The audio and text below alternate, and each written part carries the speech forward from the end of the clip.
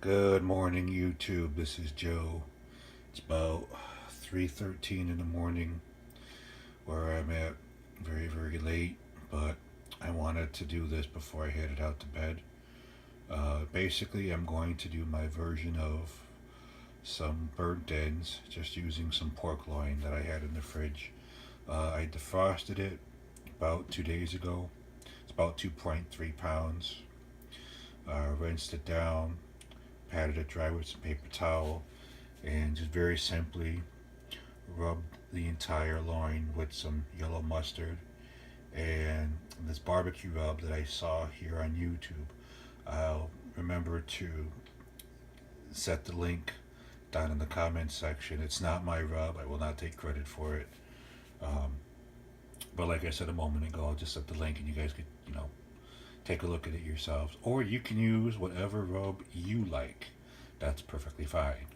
Okay, so what I'm going to do now is I'm going to just loosely wrap this in foil, and then I'll show you the next step when I wake up in the morning.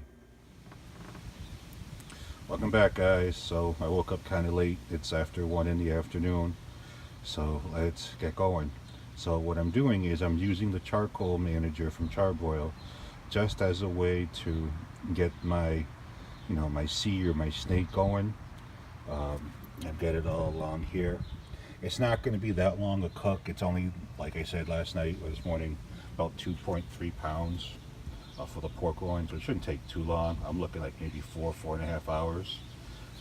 One thing I've noticed with the Kettleman is I tried stacking them too high, and if you do that, it actually gets in the way of where I put the infrared emitter, the grate. So in future videos, future cooks, I'm gonna have to play with that. Hopefully the charcoal manager will help with that. All right, so what I'm doing now is I'm just lighting up some charcoal, about maybe 15 or so briquettes, using a lighter cube. And once those are lit, I'm gonna go ahead,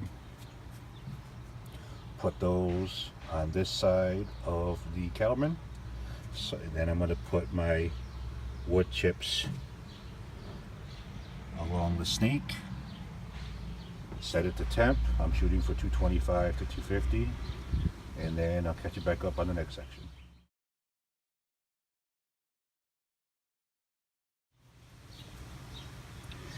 So quick correction, you are able to put the charcoal too deep. What I wasn't taking into account is if you turn the emitter over, see how you have this clearance right here? I just tested it and it will fit on the Kettleman evenly without a problem. So just wanted to correct myself from that last segment. Alright, so I've got the Kettleman dialed down between 225 and 250 and it's holding steady. The charcoal, the unlit charcoal I should say, is catching. And as you can see, I've got the pork loin on a pan, ready to go. Okay, so I'm going to set my timer for about 2 hours and check back on it. I'm going to try not to open the lid. So we'll check you in a bit. Alright, so I'm pulling it out a little bit early because this temperature kept going between 300 to 350. As far as I know, I didn't put too much charcoal in here, but I know that with the Kettleman the charcoal is set much closer to the food than traditional charcoal kettle grills, so that could play a factor. I don't know, I'll have to experiment more with that. But beyond that, I decided to check on it earlier than usual. It's about 2 hours because of the heat difference. So let's see what we got.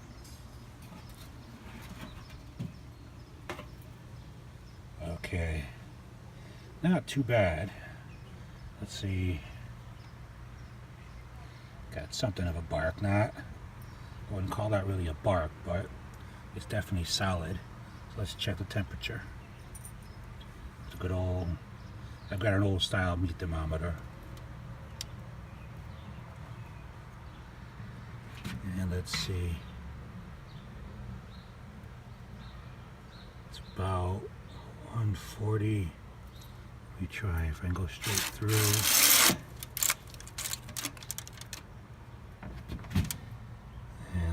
see. Yeah, it's creeping up right around. You can just barely see it. My hands are very close to the grate, but it's creeping up to that 160. Alright, so I'm going to pull it out right now. And so this is as far as the snake got. I actually started it up here this morning. I started up here this morning, rather. And it looks like right now it's active on this spot. I know I still have more charcoal around here, so should give me some more time to cook it the rest of the way. But what I'm going to do is I'm going to pull it out, cube it up, and I'll show you the next step. Alright, so the next step had to be brought inside because I don't have a proper table set up outside yet. So here we go. So what I did was I took the pork loin, I cut them into cubes, about an inch, inch and a half in size. And as you can see, I've got some brown sugar and some butter. And you can just barely see, I also drizzled some honey all over that first. And I turned the cubes over, cover all the bits with honey. And then that's when I put the brown sugar and the butter. So what I'm going to do is wrap this up in foil, bring it back to the cooker, set that to 350, and then give it another hour and a half to 2 hours, and we'll see what we got. Okay, so I gave it about an hour because I did have the grill at a higher temperature, and let's see how we did. Oh my goodness. Well, definitely nothing burnt about those. Wow, but those look good. Pork bathed in that butter and honey and brown sugar. Alright, so I'm going to transfer the pork into a cleaner container, put a little bit of those juices in that, and some barbecue sauce, and let's see how that looks.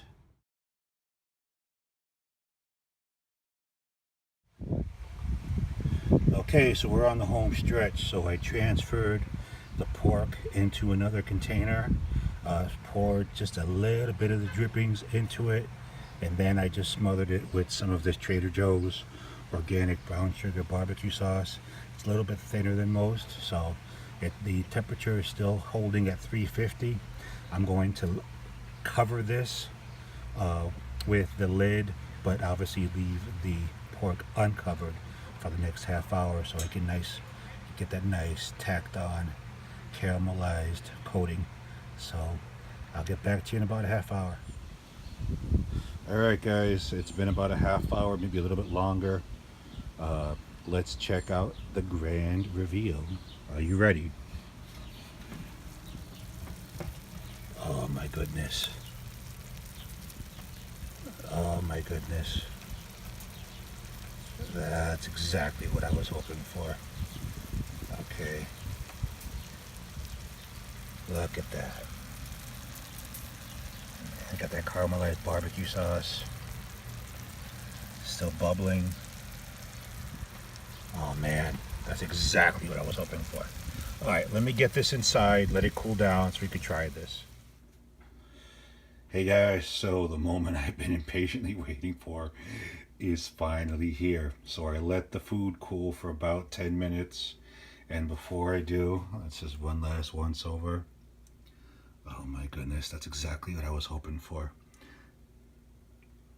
Wow, I can't wait. So this recipe was inspired by basically any YouTuber that's made these before me. I really wanted to give these a go, and because I had the Kettleman, I was finally able to go ahead and do it. Didn't want to do it in the oven, that's just cheating. And I realize these do not look burnt despite some of the burnt tips, but whatever, as long as it tastes good, that's all that matters. And on that note, we are about to find out. So let me get this guy right here. This one looks more quote unquote burnt. Oh, look at this. And that's, the barbecue sauce is nice and tacked on. Oh, let's see, let's give this a shot. Oh my goodness.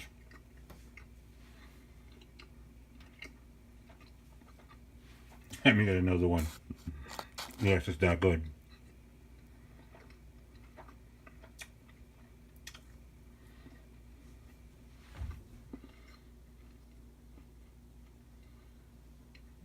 Mm.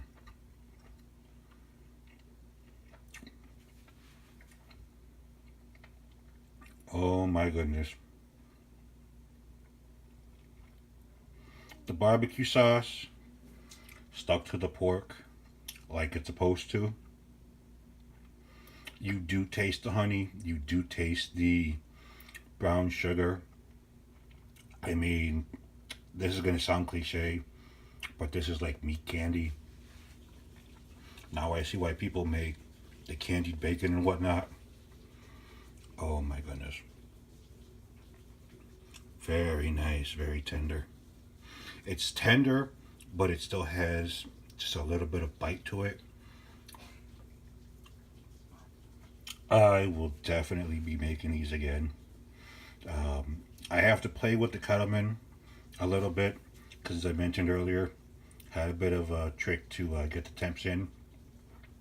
I don't blame it. I blame myself because, this is my first season trying to do some barbecuing as a hobby. So I just got to learn. I'm going to keep cooking, keep doing more and more. And like I've always heard, everyone should always be learning every time they cook. And that's what I'm going to do. These would go very good with some barbecue beans, which unfortunately I do not have. But anyway, thanks for hanging in there. If you enjoyed this video, I would appreciate a like. And if you haven't subscribed, I'd appreciate that as well. Also hit the notification bell toward the bottom of the page there. YouTube's been messing with the algorithms again, from what I'm told. Make this. If you've never made it, make it. If you've already made it and you posted it on YouTube, thank you. Next one I'm probably going to try is pork belly burnt ends. I'm told those are good. Alright guys, this is Joe signing off. Take care.